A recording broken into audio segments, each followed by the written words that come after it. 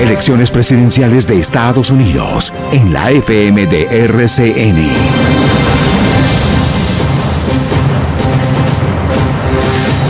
...6:22 ya en la recta final. Quedan muy poquitos días. Se está jugando el futuro, la nación más poderosa del mundo, por lo menos en este hemisferio, con tantas implicaciones para Colombia, para el planeta. María Molina en Washington, ya en pocos días, el martes, tendremos el veredicto del pueblo de los Estados Unidos, el martes. Sí, señor. María, buenos días. Juan, muy buenos días. En vivo la FM de RCN desde Washington. 4 días para esta campaña presidencial que ha sido histórica en los Estados Unidos, la más reñida de la historia reciente y que todavía no se ve un claro ganador en las encuestas. Empates en las encuestas más importantes del país.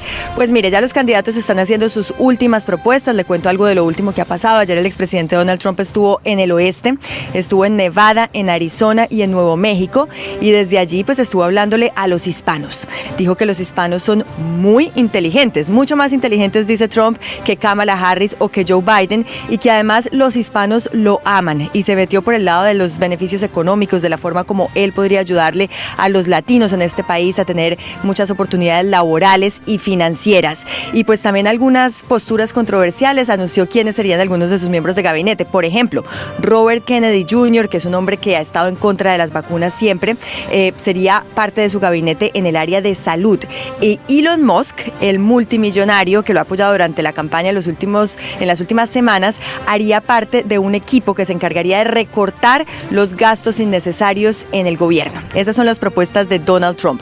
Y por otra parte, vimos anoche a Kamala Harris, también acompañada de muchos hispanos. Estuvo con Jennifer López, que además casi se pone a llorar en el escenario, diciendo que ella pues cree en los finales felices de Hollywood y que un final feliz sería que Kamala Harris fuera la ganadora en estas elecciones. También estuvo acompañada de la agrupación mexicana Maná y en otro evento de los Tigres del Norte, muy queridos por toda la comunidad, sobre todo mexicana, aquí en los Estados Unidos. Así que, como se dice aquí, Juan, neck to neck, cuello a cuello, estas elecciones presidenciales, y el próximo martes sabremos quién ganará las elecciones. Ya Washington, le cuento, está protegiéndose, los ventanales, las paredes, porque pues espera que pueda haber algún tipo de violencia el martes. Ojalá que no. Cuello a cuello, dicen allá, voto a voto, se dice aquí. Profesor Quijano, el contraste es muy grande, el voto emotivo de los latinos con las grandes celebridades de la música, con personas que tienen millones de seguidores en las redes en la campaña demócrata, y Donald Trump se la juega mencionando como un hombre, ya no de su campaña, de su gobierno, a quien es quizás el gran referente empresarial de los tiempos modernos, que es el señor Elon Musk. Dos propuestas diametralmente opuestas. Decir que Musk va a ser parte del gobierno, eso es una jugada dura. Sabe que en un análisis no simplista, un análisis muy mediático de lo que está pasando en las elecciones de Estados Unidos, llama la atención dos cosas. Uno, el arrastre de los famosos e influencer. Dos, el arrastre del voto latino, y aparece el arrastre de estas grandes celebridades empresariales. Elon Musk es no solamente el dueño de X, el anterior Twitter, no solamente es el dueño de Starlink, la nueva, satélite, servicio internet la conexión global, del mundo, que los aviones ya están con Starlink para poderle dar Wi-Fi a los aviones, eso me enteré.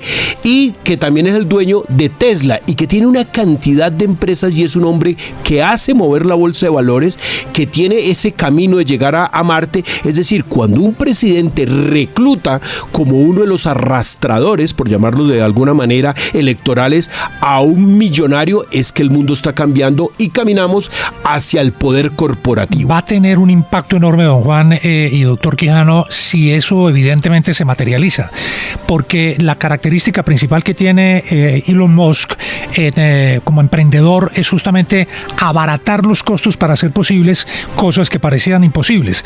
Elon Musk fue el encargado de revivir la carrera espacial porque porque era costosísima y obsoleta la manera como la NASA la estaba haciendo. Elon Musk cambió completamente el modelo, lo abarató e hizo posible que hoy la humanidad esté muy cerca de llegar a Marte. Y esa característica la tienen todas sus empresas. Si eso llega al Estado en Estados Unidos, sería una revolución económica. Las cartas más duras, las grandes celebridades del entretenimiento y el hombre más poderoso del planeta en materia empresarial, cada uno tratando de inclinar la balanza por su candidato favorito. Vamos con Diana Mateus a Miami. Este cierre de campaña, Diana. Juan, muy buenos días. En vivo la FM de RCN desde Miami, y como ustedes lo dicen, estamos a 4 días de las elecciones presidenciales, pero sigue aumentando el voto anticipado. Ya son más de 59 millones de personas las que han votado anticipadamente en todo el país, y se espera que esta cifra siga creciendo en las próximas horas. Sin embargo, Juan, un punto importante es que esta cifra es menor que en el 2020, que para este momento era superior a los 101,000 votos. Sin embargo, se debe tener en cuenta que era época de pandemia y por tanto eran unas elecciones especiales. Sin embargo, la cifra actual es superior a las de las elecciones del 2016, cuando para este momento era ese voto anticipado de 50 millones de personas. Se ha aclarado que hasta el momento han votado 41% de demócratas y 40% de republicanos. El 19% es de otros partidos, y en este periodo anticipado llama la atención que generalmente votan más demócratas, lo que significa que en esta oportunidad los republicanos también han votado en gran cantidad. Por supuesto, el voto latino es muy importante, y por eso cada campaña, la de Harris y la de Trump, están reforzando su campaña en esos estados péndulo, buscando ganar el voto de los indecisos o de los independientes. Y también otro punto importante, Juan, es que de acuerdo a una encuesta de NBC News, la ventaja de Kamala Harris entre las mujeres es de 14 puntos, mientras que la de Donald Trump entre los hombres es de 16 puntos. Hasta el momento, en la votación anticipada, las mujeres representan el 54% de los votantes. Y también otra encuesta que son muy importantes en este momento, una encuesta de CNN muestra que Harris y Trump están empatados en 2 estados clave, Georgia y Carolina del Norte. En Georgia, recordemos, en el 2020 Joe Biden ganó por una diferencia mínima y fue el primer demócrata en lograrlo desde Bill Clinton. Así que Georgia, Carolina del Norte y Pensilvania son estados en los que están empatados los 2 candidatos y pueden definir el presidente de Estados Unidos.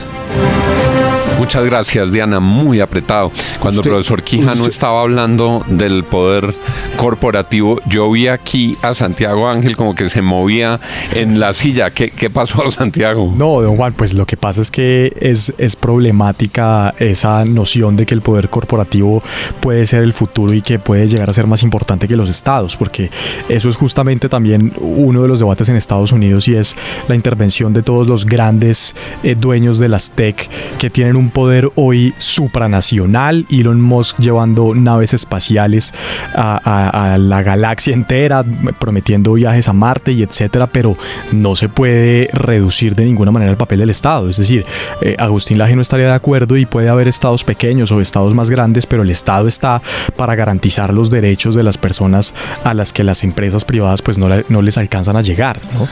Profesor, no, pero sabe Santiago que cuando los candidatos a la presidencia salen en la opinión pública a reclutar quién influye más entre electores, uno se da cuenta que en todos los países el poder de las corporaciones se ha vuelto un gran reclutador. ¿Por qué razón?